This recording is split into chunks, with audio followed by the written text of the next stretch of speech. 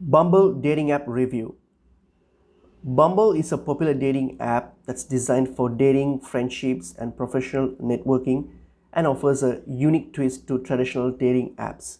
So its best feature is that women initiate conversations in heterosexual matches. So if you open up Bumble, so if I log into my Bumble account here, so once you have logged in and created your profile here, you will see that the Bumble offers three features.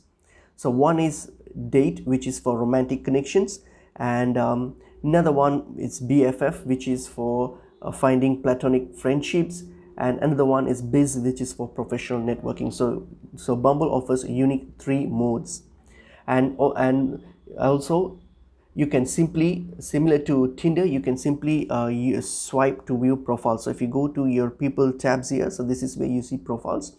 So similar to Tinder, you just swipe right if you like a profile, or sorry, you swipe right to like a profile, or left to just pass it. So you can do that.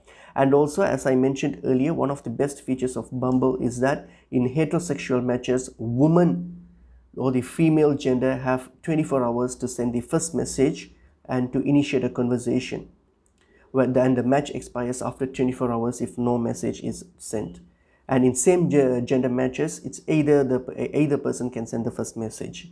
And apart from that, if you go to my profile here, you will see that Bumble offers Bumble Boost, which includes features like extending matches and also these premium options here. So the premium options offers advanced filters, advanced filters like lifestyles, height, and the ability to swipe in different locations. So if you scroll down, you see there's quite a lot of features here that's being offered by the Bumble Premium. So, and apart from that, you can also, if a match matches, if both profiles matches, then you can voice call and video call the profile directly in the app without exchanging numbers, which is pretty good and safe as well. And some of the pros of this Bumble is that it empowers women. So as I mentioned earlier, it lets women to initiate the conversation to reduce fake profiles and scams. And also the app's versatility. So the app isn't limited to dating. So we have the other modes, as I mentioned earlier, the BFF and business modes, to make it more versatile. Okay, and it's user friendly. As you can see, it just has 4 tabs here. You can simply scroll over these 4 tabs. It's pretty easy. And if you hit on this profile here, so you can, if you click on these 3 dots here on your top left, you can change the modes to which mode you want to. You can just do that.